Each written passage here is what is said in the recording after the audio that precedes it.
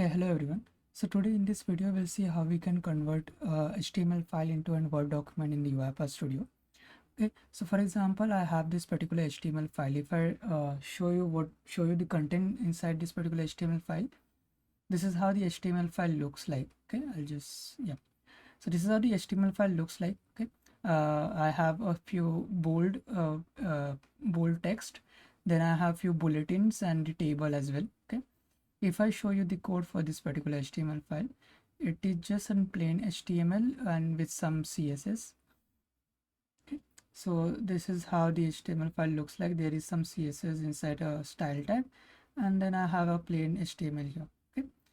So I want to convert this particular HTML file into a Word document. I want the same formatting and the same context available in the Word file. Okay. Let's see how we can do this in the UiPath Studio. So I'll just go back to the UiPath Studio. So this is the XAML that I have created. So here we only need two activities. One is the Word application scope, and then another activity is save document as. Okay. If I show you the version of package that I'm using for the Word activity is this one. So I'm using Word activity package 2.2.0. Okay. If I show you the properties here, these are the properties that I have here. Okay. So in here, what we are doing is we are just using HTML file in the Word application scope. Okay. And then we are saving this particular file as a document file. Okay.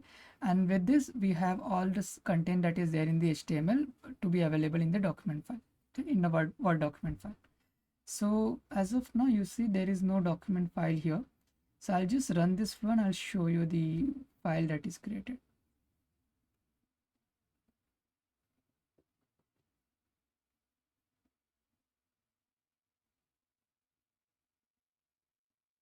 Okay, so the run is done. So if I refresh it again here, you will see the document file is created here.